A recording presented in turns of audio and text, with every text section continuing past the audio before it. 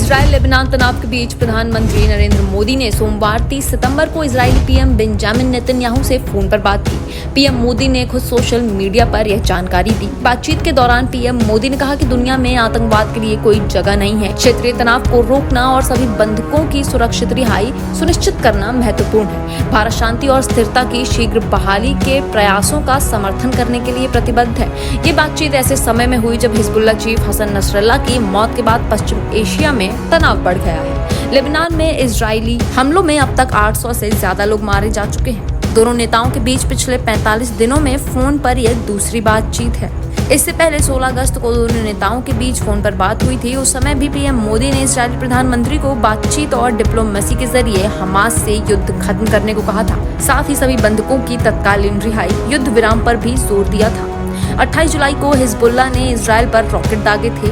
इस हमले में इजराइल के 12 लोगों की मौत हो गई थी। ये इजराइल हमास की जंग शुरू होने के बाद से हिजबुल्लाह का सबसे बड़ा हमला था। हिजबुल्लाह ने इजराइल के कब्जे वाले गोलन हाइट्स में एक फुटबॉल मैदान को निशाना बनाया था। इस हमले के जवाब में इजराइल ने 30 जुलाई को लेबनान में एयर स्ट्राइक की थी। इस एयर स्ट्राइक में हिजबुल्लाह का कमांडर हज मोहसिन उर्फ फुआद शुक्र मारा गया था। इसके बाद 17 सितंबर को लेबनान में पेजर्स में ब्लास्ट हुए, जिनमें 12 लोगों की मौत हुई और हजारों लोग घायल हुए। पेजर ब्लास्ट के अगले दिन 18 सितंबर को वॉकी टॉकी में ब्लास्ट हुए, जिनमें 27 लोगों की मौत हुई थी।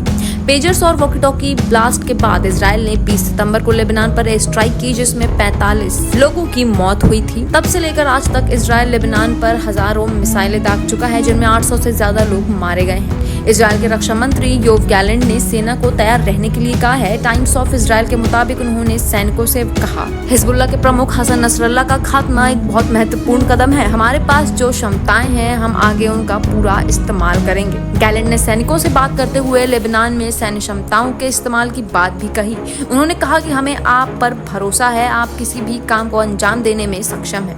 इजराइल रविवार को लेबनान की सीमा से लगे इलाकों में टैंक तैनात कर चुका है।